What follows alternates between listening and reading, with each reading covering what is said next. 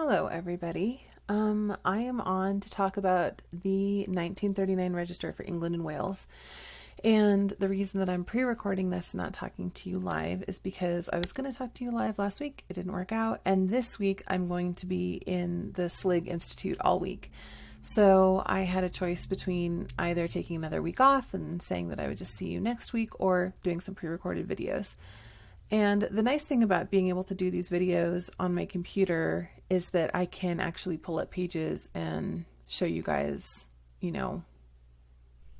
sort of a workflow as I go, which I like doing sometimes. So we just talked about the 1921 census that came out last week, and there's new pages for that. If you missed those, I sent out an email, but you can find them in the shop. But I wanted to go back and talk about the 1939 Register because that's something that's been available for a long time, and we've had pages for that, or we've had a page for the 1939 Register, but we never really talked about why would you use that, who is it for, who did it cover, and how do you fill out the page. It's pretty straightforward, but I think that it's good practice for us to get together and just fill in the pages, because part of finding the records and filling in the pages is, recording the information, and then part of it is just going through the process of really taking a close look at each record and making sure that we're getting absolutely everything out of that record that we can. Okay, so I pulled up a page from the 1939 Register, England and Wales. And so let's say we were looking for this person here, Kingsley Robert Vallis. We see him on this second row. And, he's the person we're looking for. He's the ancestor chapter that we're working on. How would we take this information and translate that to a page? So there is a page for the 1939 Register. I'm going to close you for a second. And just use maroon. This is what the page looks like. Little worksheet. And I'm going to put it into GoodNotes on my computer and fill it out there. I have lots of I have tutorial videos and things like that show you how to bring the pages in as templates. If you're using GoodNotes, so that you always have them available. Honestly, I am sort of lazy. There were some pages that I put in as templates, but I had originally brought all of the pages in as templates, and then that was kind of annoying because GoodNotes didn't have a great automatic way to sort them. And I felt like I was just scrolling and scrolling and scrolling to get the same few pages that I did need over and over again. So I deleted a lot of the ones out of my templates, and I only have pages that I use all the time in as templates. And the rest of the time I just pull them in from my computer. So that's what I'm going to do with this one, because I don't actually use the 1939 Register. I haven't found any family that I had in England and Wales at that time. But let's say I wanted to use this page. So I've downloaded the 1939 Register zip file to my computer. I double clicked on it and it turned into this folder that has all of these 1939 Register pages. I want to pick maroon because that's the one that I'm using. My way of doing this would be, I'm just going to pull this out and put it on my desktop really quick and leave it right there. And then here where you see this little box, I'm going to click on that. It's going to ask me, add page from where. I'm just going to hit import. Desktop, and the page is right. No, that's the Canada census. Okay, and then it's just going to import that from right there, and I'm just going to put it back so that I have it in my folder for the next time that I need it. But see, I didn't mess with importing it as a template or doing anything like that, but it's still just in my book. So that's the quick and easy way of doing it if you're using GoodNotes on your Mac. And when I actually, most of the time I use GoodNotes on my iPad, I will just airdrop. And if you airdrop with GoodNotes open, it'll ask you, do you want to just put this page into whatever you're working on in GoodNotes? That's what I do. I airdrop instead of adding things as templates, unless I'm going to use them all the time. Okay. So now we have this worksheet and we're going to, fill this in for little Kingsley.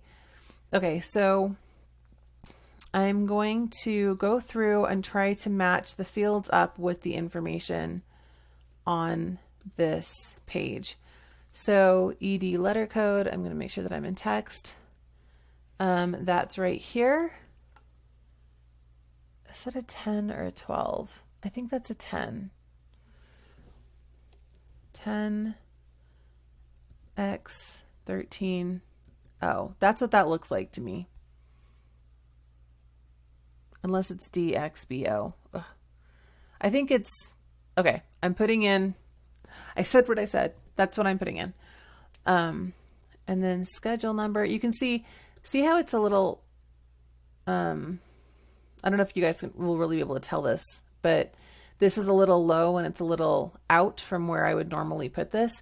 I'm not going to worry about that right now. When I'm typing things into worksheets on GoodNotes, I finish the worksheet and then I go back in and I clean everything up. You'll see me do that in a minute.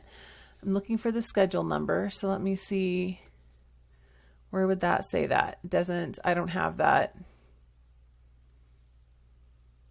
Oh, there it is. I was going to say it should be on here.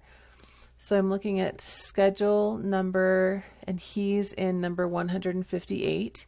Says that above. See, his name's right here, and he's in 158. So that's what I'm going to put right there.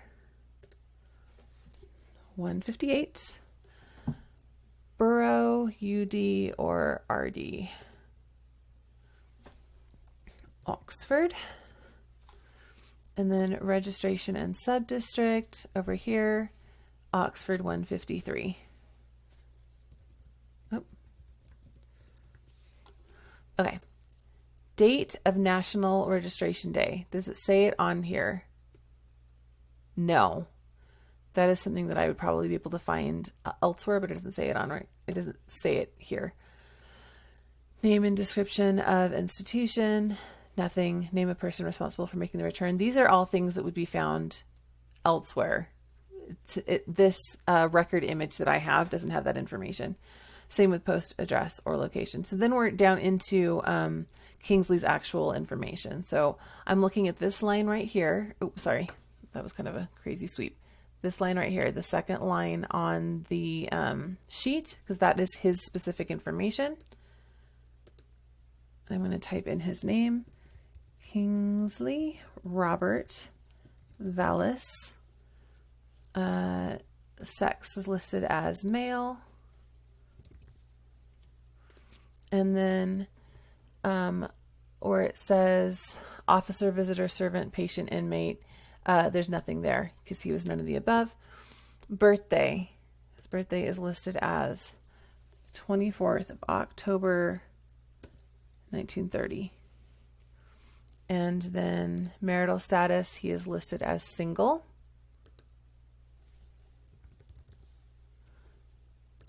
Future surname, wedding date, not included. Personal occupation, he is in school.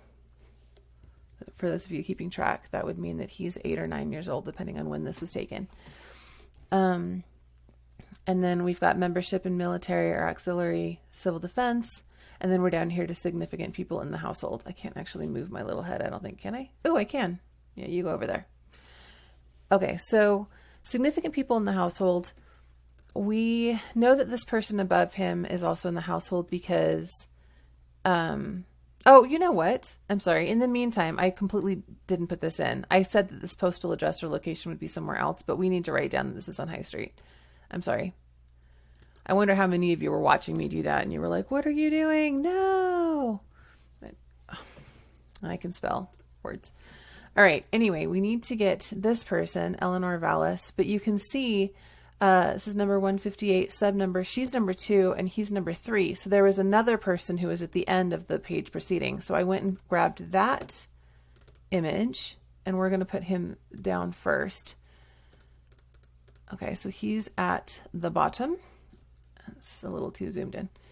And we see him here, William A. Vallis. So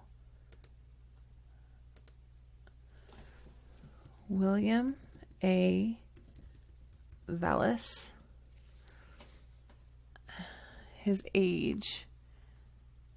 So he was born in 1893. This is in 1939. Carry the 1. So what is he? He's 46, 45 or 46. We're going to put 46.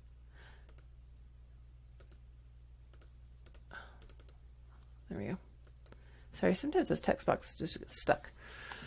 Okay, sex. He is listed as male. birthday,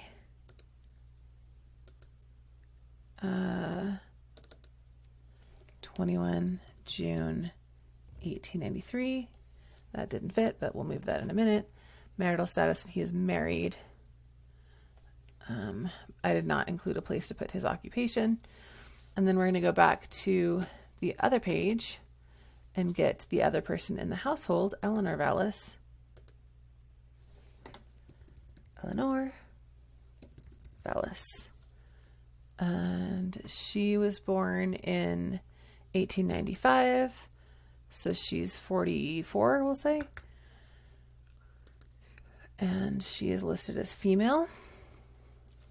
Her birthday is 22nd of October, 1895. I mean, arguably, I didn't have to include age because birthday was already right here, but sometimes I like to be able to just see things like that at a glance. It's not totally accurate, though, because I'm not sure when this was taken. And marital status, she is married. And then there's no other additional people in the household. You can see that after Kingsley Vallis, it goes to schedule number 159 and starts with a new family. So there's nobody else that we need to put here. We'd put his index number down here. Let's just pretend that he's index number 21. Okay, so that's everything that I pulled off of this record. Now that I've finished filling this out, I would go up to my lasso tool, and this is where I clean things up. I just grab things and line them up really quickly. As I'm doing that, if I was actually putting this in a book, I would follow this with a blank page, and then I would include an image of the record itself. I would also see if I could track down the additional information, the date of the registration day, things like that. Okay, we're just going to clean this up really quickly. Now, if he had, you can see in this image, oh, it's kind of hard to tell, but it says see instruction over here. And down here, he didn't have anything, but see instructions. If I was doing this person, Clara Hatwell, there's a see instructions right there note. I would definitely want to follow up on that if she was the person I was looking at. Okay, did I clean that up? Okay, I'm going to clean him up. Oh, I accidentally grabbed this. Let's see if we can make the birthday fit. Oh, it's tight fit, but we did it.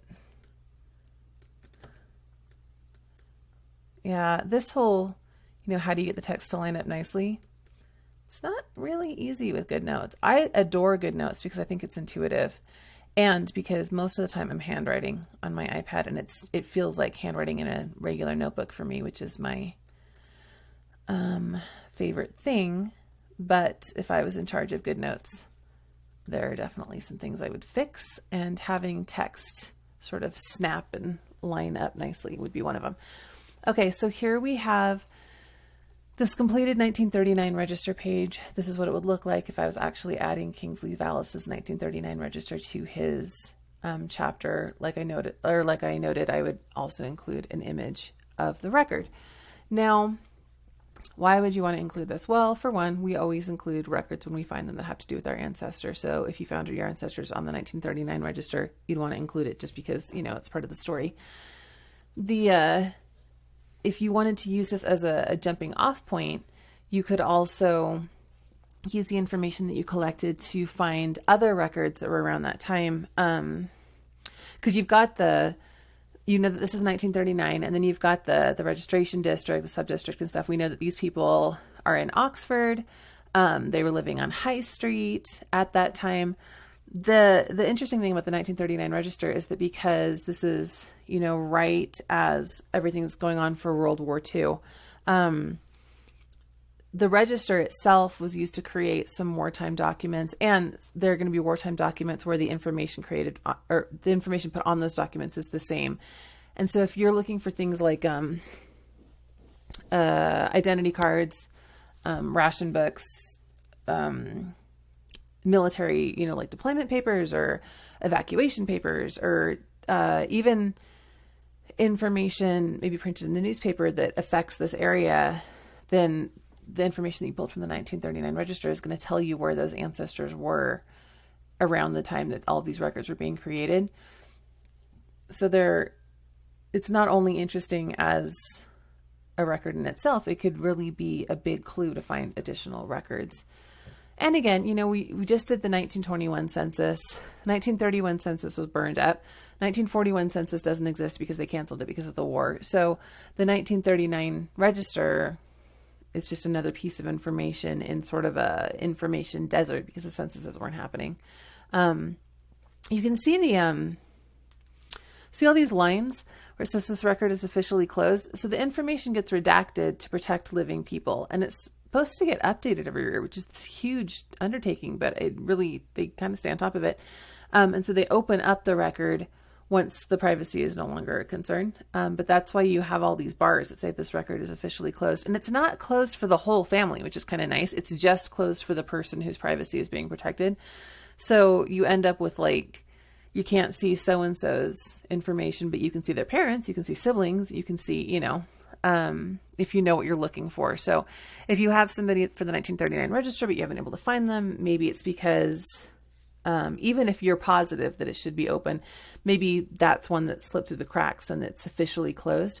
Look for people that would have been in their household, because if the record's open for them, then you're still going to be able to find the listing. And even if you can't find the specific person that you were looking for, you're still going to be able to find information about the household and things like that that may lead you to other records. So that's what I wanted to share about the 1939 register. Again, not a super complicated page, but one that you don't want to ignore if you had family or if you had ancestors that were in England and Wales at that time. So I am going to stop this recording, get this uploaded, and on its way to you guys.